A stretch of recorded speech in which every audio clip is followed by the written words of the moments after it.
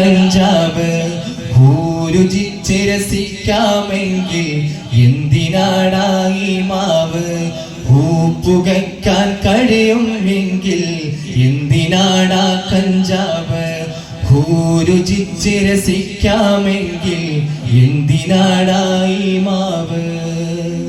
Who എന്ന അല്ലാഹുവിനെ ഉള്ളിലേക്ക് ആവാഹിച്ചെടുത്തു കഴിഞ്ഞാൽ പിന്നെ അങ്ങോട്ട് ഒരു യാത്രയാണ് സൂഫിയിലൂടെ.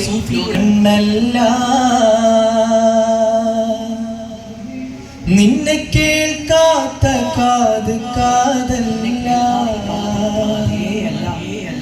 നിന്നെ ചൊല്ലാത്ത ചൊല്ല് ചൊല്ലല്ല,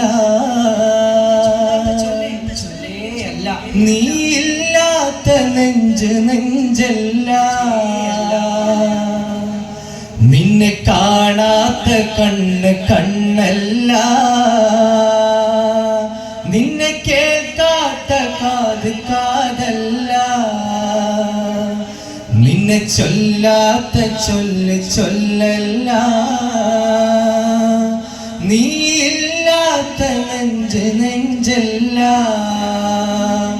നീയില്ലാത്ത ജീവിതം ഇല്ല, നീയില്ലാത്ത ജീവിതം ഇല്ല, നീയില്ലാത്ത ഞാനല്ല, നിന്നെ കാണാത്ത കണ്ണ് കണ്ണല്ല, നിന്നെ കേൾക്കാത്ത കാത് കാതല്ല, നിന്നെ ചൊല്ലാത്ത ചൊല്ല് ചൊല്ലല്ല, നീയില്ലാത്ത നെഞ്ച് നെഞ്ചല്ല.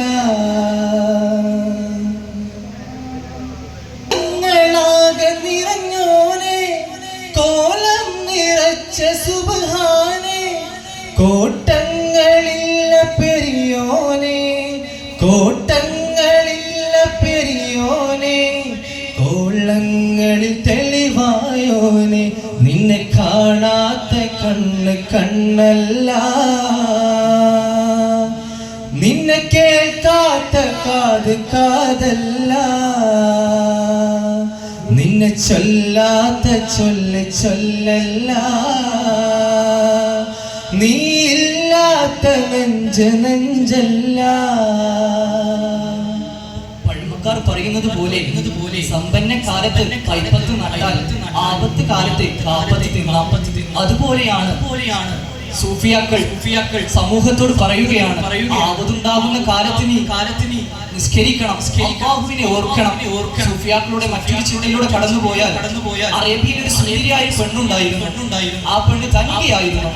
അവളെ കുറിച്ച് എഴുതുന്നവർക്ക് നിറയെ സ്വർണം നൽകുമായിരുന്നു. ആ നാട്ടിലെ പാവപ്പെട്ട ഒരു യുവാവ് ചിന്തിക്കുകയാണ്, എന്തുകൊണ്ട് അവളെ സ്വന്തമാക്കിയാൽ എനിക്ക് അവളുടെ പണവും അവളുടെ സ്വത്തും സൗന്ദര്യവും അവൾ തന്നെ എനിക്കല്ലേ. അതാണ് സൂഫിയാക്കളുടെ ചിന്ത. ദുനിയാവിൽ നിൽക്കുന്ന അനുഗ്രഹത്തെയല്ല, അവർക്ക് അല്ലാഹുവിനെ തന്നെയാണ് വേണ്ടത്. ആപത്തുണ്ടാകുന്ന കാലത്ത് നാം നിസ്കരിക്കണം. സൂഫിയാക്കൾ അങ്ങനെ നമ്മളെ ഉത്ബുദ്ധരാക്കുന്നുണ്ട്. ആപത്തുണ്ടാവും കാലം